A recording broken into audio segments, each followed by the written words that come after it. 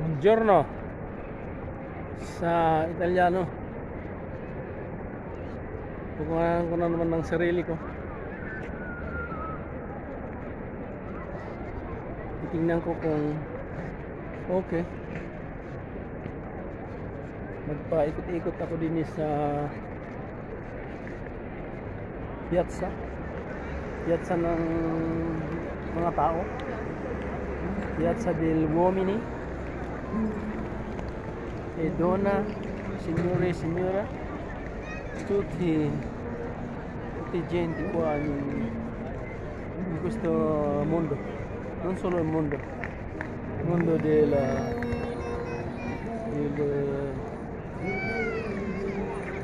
tutti gente qua nel mondo, questo qua Milano, Italia, bella, maaligre. Ayaw kong lumapit doon sa sounds dahil nagiging copyright ang aking video. Nagbigay na lang ako ng barya para ganahan siyang tumawa siya sa akin kanina yung binigyan ko ng barya. Dito makikita mo mga turista, Hapon, Koreano, Koreana, China.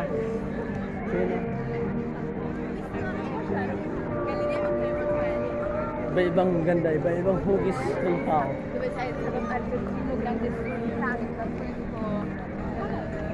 Italiana, Koreana, Tedesca, Espanyola.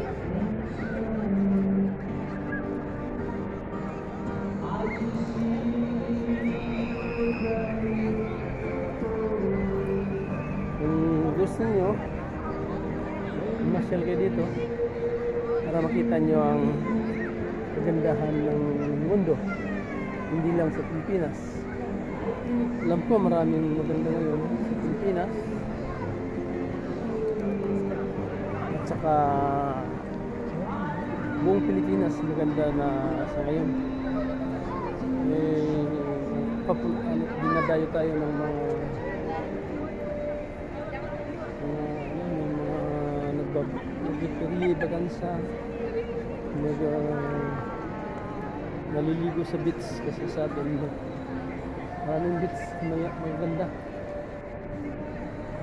Tsaka proud na ako ngayon dahil di katulad nung una ay nakakatakot sa Pilipinas.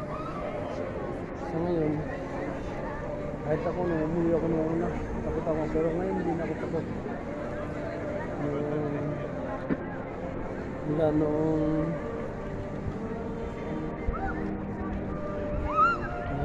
hawakan ni Duterte ang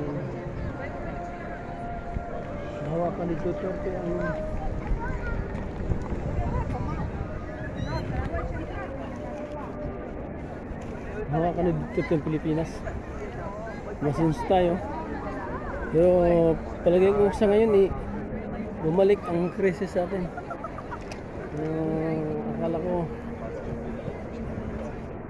gumanda na ang Pilipinas o masinso. Parang bumalik ulit tayo sa zero.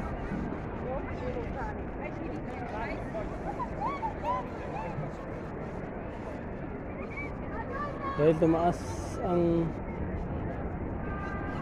euro. Dapat bumaba ang euro. Pag bumaba ang euro,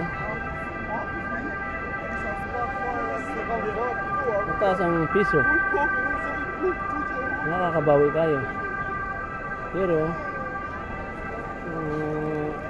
maapektuhan rin ang Pilipino nandito sa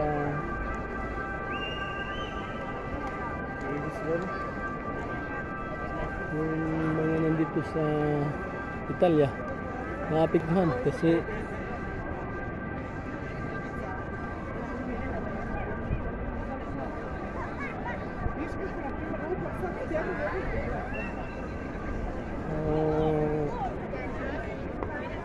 Kunti ang palit ng euro.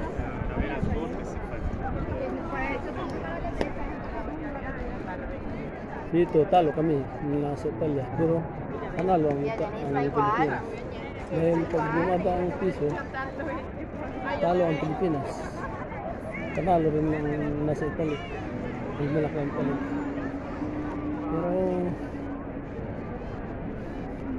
Pero dapat lang baka dumating ang panahon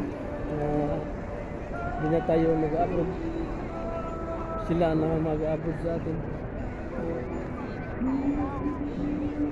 dahil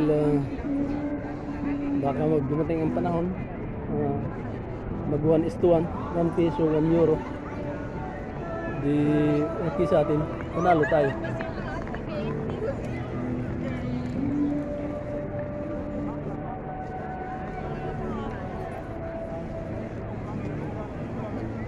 Dito maraming nagpipicturan dahil nandito ang mga kalapate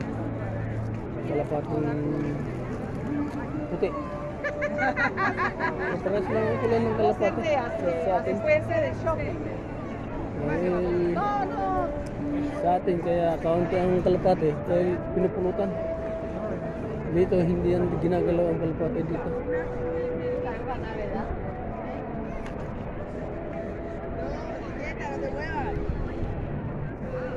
Hindi ko sa kabila.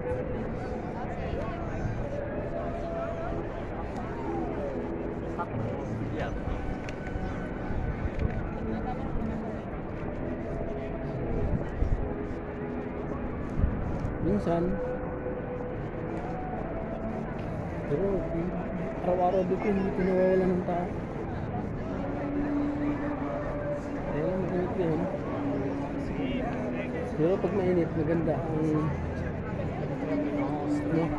ang kulay dahil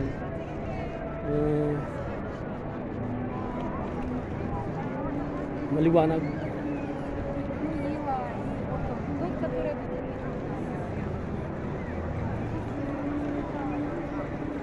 Okay, punta na ako sa metro. Ito ang aking daan kasi dito bababa papuntang kukuha ka ng metro.